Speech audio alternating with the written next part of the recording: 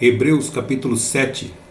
Porque este Melquisedeque, rei de Salém, sacerdote do Deus Altíssimo, que saiu ao encontro de Abraão, quando este voltava da matança imposta aos reis, o abençoou, a quem Abraão deu o dízimo de todos os despojos, e o seu nome significa, por interpretação, Rei de Justiça, e depois Rei de Salém, que quer dizer Rei de Paz.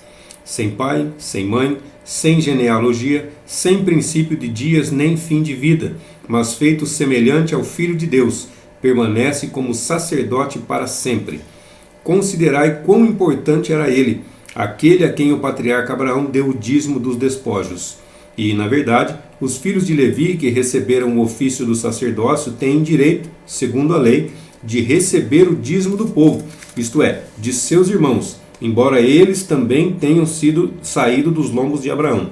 Mas aquele cuja genealogia não é registrada entre eles, recebeu o dízimo de Abraão e abençoou aquele que detinha as promessas.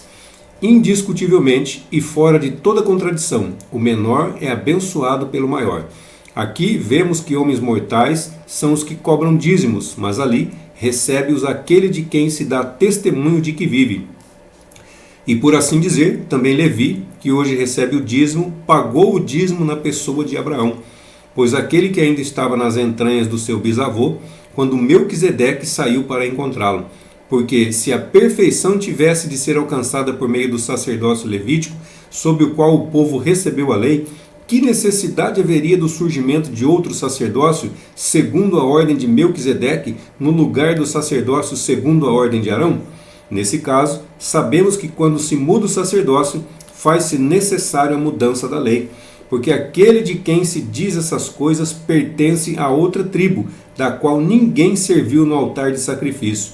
Porque é notório que o nosso Senhor procedeu da tribo de Judá, acerca da qual Moisés nada disse no tocante ao sacerdócio. E isto é ainda mais evidente quando surge outro sacerdote, à semelhança de Melquisedeque, que chegou a ser instituído segundo o poder de uma vida indestrutível e não segundo um requisito legal de linhagem carnal. Pois assim Deus dá testemunho dele: tu és sacerdote para sempre, segundo a ordem de Melquisedeque. Assim, a abolição do mandamento sacerdotal anterior foi feita devido à sua fraqueza e inutilidade, porque da lei nada aperfeiçoou, mas fez a introdução de uma melhor esperança, mediante a qual nos aproximamos de Deus.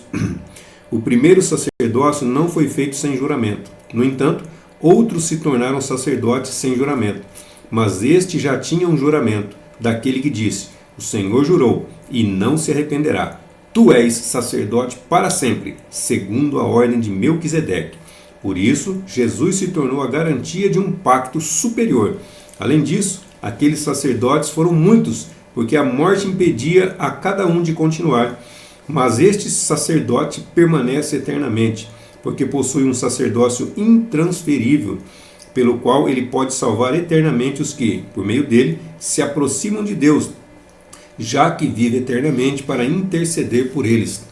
Porque este é o sumo sacerdote que nos convinha, santo, inocente, imaculado, separado dos pecadores e feito mais sublime do que os céus, que não tem necessidade de oferecer sacrifícios todos os dias, primeiramente pelos seus próprios pecados e depois pelos pecados do povo, como os outros sacerdotes, porque isso ele fez de uma vez por todas, oferecendo-se a si mesmo.